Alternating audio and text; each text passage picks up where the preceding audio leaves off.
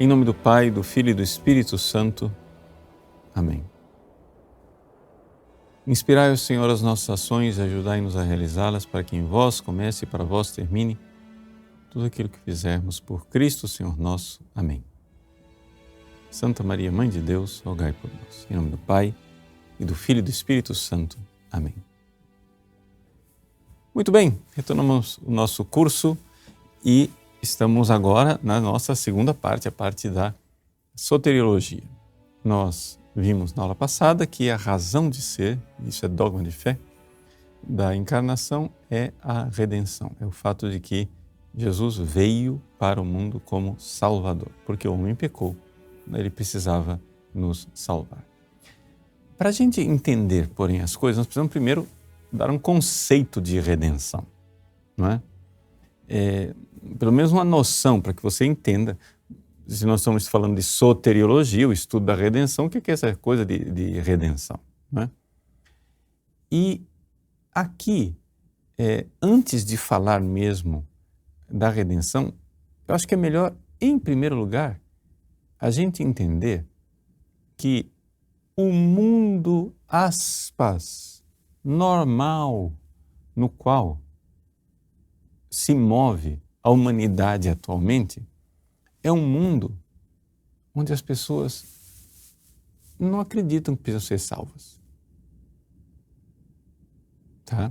Então aqui a gente já vem uma dificuldade. Eu vou definir redenção, tá? Mas antes disso, a gente tem que ver o mundo completamente diferente no qual nós estamos. Há 2000 anos atrás, não é? Quando Jesus veio ao mundo, as pessoas esperavam um Salvador. Havia, sim, essa realidade de que o homem se sentia perdido. Tanto os judeus, não é, que esperavam um Messias Salvador, mas também no próprio mundo pagão. O próprio mundo pagão era um mundo que, de alguma forma, se sentia caduco, caindo, envelhecendo, morrendo, né? Caindo na direção do caos. Então, a própria civilização greco-romana era uma civilização onde se sentia muito dessa realidade, da necessidade de salvação. O que é diferente hoje, não é? Ou seja, hoje em dia o que nós temos é uma ideologia otimista, nunca estivemos tão bem, o mundo nunca foi melhor, e essa ideia louca, que é louca, porque não tem nada no mundo real, a ideia louca de que hoje é melhor do que ontem, e amanhã vai ser melhor do que hoje, porque é o progresso. Nós vivemos num mundo que crê estupidamente na ideia de progresso, não é? Ou seja, você quer destruir um argumento, né, com um golpe retórico irracional, é o seguinte: se eu dizer, não, essa ideia é ultrapassada, ela é antiga, ela é velha, porque agora tem uma coisa mais recente, mais moderna. Ou seja, nós temos essa ideia doida. Os antigos não eram assim. Os antigos, se nós formos olhar até mesmo no mundo greco-romano pagão, a ideia que eles tinham era que o mundo estava decadente. Portanto, havia uma veneração pela antiguidade, né? Havia uma veneração pelo antigo, porque o antigo é que era bom. Agora está tudo depravado. Nós, cristãos, não temos nem uma coisa nem outra. Ou seja, nem o antigo é melhor simplesmente porque é antigo e nem o novo é melhor simplesmente porque é novo. O que acontece é o seguinte: nós sabemos que nós somos necessitados de salvação e isto é uma coisa que é revelada por Deus e que a gente pode também experimentar. Vamos ver essa história da necessidade de salvação. O Concílio de Trento definiu isso, No decreto sobre a justificação, capítulo 1, esse é o tema claro, né, desse pequeno capítulo. Quando a gente fala capítulo do decreto da justificação, você pensa que é um negócio enorme, né? É um parágrafo. Tá? Ele diz claramente dessa necessidade que o homem tem de ser salvo. Veja, quem quiser acompanhar e tiver o Denzinger em casa, está no Denzinger número 1521. Ele diz assim, que o sínodo, ou seja, o concílio, né, declara que para a compreensão exata e íntegra da doutrina da justificação é necessário que cada um reconheça, veja só, ele vai falar da justificação, da salvação, né? Justificação e salvação são mais ou menos a mesma coisa, ou seja, a salvação é o lado objetivo, Jesus nos salvou. A justificação é o lado subjetivo, ou seja, quando eu me aproprio dessa salvação e fico justificado. Mas são dois lados da mesma moeda. Então, para entender a justificação, é necessário que cada um reconheça e professe que, veja só, todos os homens, tendo perdido a inocência pela culpa de Adão, tornados imundos, e como afirma o apóstolo, por natureza filhos da ira, eram a tal ponto escravos do pecado, que estavam sob o poder do demônio e da morte, que não só os gentios, ou seja, os pagãos, os que não eram do povo judeu, pela força da natureza, e nem os judeus, pela letra da lei de Moisés, podiam ser libertados ou se reerguer de tal condição, ainda que o livre-arbítrio não tivesse sido de modo algum extinto neles, embora atenuado em sua força e vergado. Tá? Deixamos essa coisa do livre-arbítrio, mas o fato é o seguinte, a igreja está professando aqui com toda clareza que se você quer entender a salvação, a primeira coisa que você tem que pôr na sua cabeça, e isso é claro, isso é de fé, e já condenado há muito tempo, condenado à posição dos pelagianos, é de fé que o ser humano não consegue se erguer com suas próprias forças sem o auxílio da graça. Então, os gentios não eram capazes de se livrar da escravidão do pecado, da morte e do diabo, pelas forças da natureza. Mas também os judeus não estavam na condição melhor. Por quê? Pela letra da lei de Moisés, eles também não tinham condições. Então aqui está colocada com muita clareza a realidade. Agora, a pergunta é, antes da gente falar aqui da redenção, como nós vamos falar de Salvador para o homem atual, se todo mundo acha que está todo mundo salvo? Ou seja, todo mundo pôs na cabeça que, todo mundo aqui, colocaram na cabeça de todo mundo, né, que você precisa fazer alguma coisa para ser condenado. Não, você não precisa fazer nada para ser condenado. Esse é o estado no qual nós nascemos. Ou seja, nasceu uma criança no mundo, ela está necessitada de salvação. Não estou dizendo aqui que as crianças não batizadas vão para o inferno, mas se ela crescer e ficar grandinha e cometer pecados mortais, esse é o destino da humanidade. Por quê? Porque nos tornamos imundos e, por natureza, filhos da ira. Imundo vem de Isaías 64:6. Filhos da ira, Efésios 2:3. É linguagem bíblica. Você está dizendo, nossa, que linguagem mais negativa, intolerante. Bom, você tem um problema com a Bíblia, né? Então, ele diz, eram a tal ponto escravos do pecado. Confira, Romanos 6:20, que estavam sob o poder do demônio e da morte. E que não só os gentios pela força da natureza, nem os judeus, etc. Né? Então, estão em condições de se reerguer. E se alguém acha que não é bem assim, o concílio não está definindo as coisas, né? Isso aqui é a parte expositiva, positiva do decreto. Depois tem os cânones sobre a justificação. Ele diz assim, se alguém disser que o homem pode ser justificado diante de Deus por suas obras feitas mediante as forças da natureza humana, ou pela doutrina da lei, sem a graça divina que lhe é dada por Cristo Jesus, seja anátema. Anátema sit. Então, você entendeu que isso aqui é uma definição de fé. Tá? Então, aqui está a grande dificuldade. Nós vamos começar agora o tratado e explicar para você a salvação.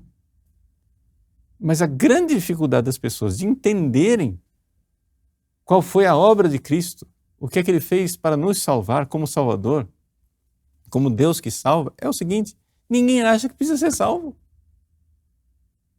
Essa é a dificuldade nossa. Então, a primeira coisa, meu irmão, para nós entrarmos nisso, você precisa entender que, realmente, eu não estou mandando ninguém para o inferno. Né? Eu só estou dizendo assim, que a igreja sempre creu, e é de fé. A atitude dos santos sempre demonstrou, o que mostra que eles eram católicos verdadeiros, que nós precisamos lutar para ser salvos e para salvar os outros. Senão, como é que se explica? Como é que se explicam os mártires? Como é que se explicam os missionários? Como é que se explica os sacrifícios feitos nesses 2000 anos para levar a salvação e para que a igreja cresça? Era o quê? Um projeto imperialista romano? Um jogo de poder da igreja romana? Então, se é isso, você é mais marxista do que católico, né? Você acredita mais em Marx do que nos concílios. Então, nós sabemos que nós somos necessitados de salvação. O que é, então, a salvação? Tá? O que é essa coisa da redenção? Aqui nós temos a graça de Cristo, ela realiza duas coisas. E estas duas coisas, o homem não consegue atingi-las por suas próprias forças, e é por isso que nós precisamos de um Salvador. Quais são as duas coisas?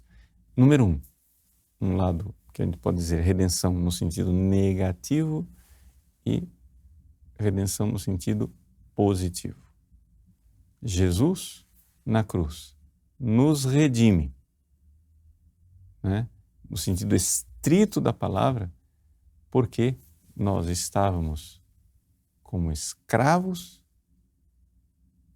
não é? Do pecado, da morte, do diabo, e nós fomos resgatados. A palavra redemere quer dizer comprar de volta. É um símbolo, é uma metáfora. Tá? É uma metáfora com relação a um escravo.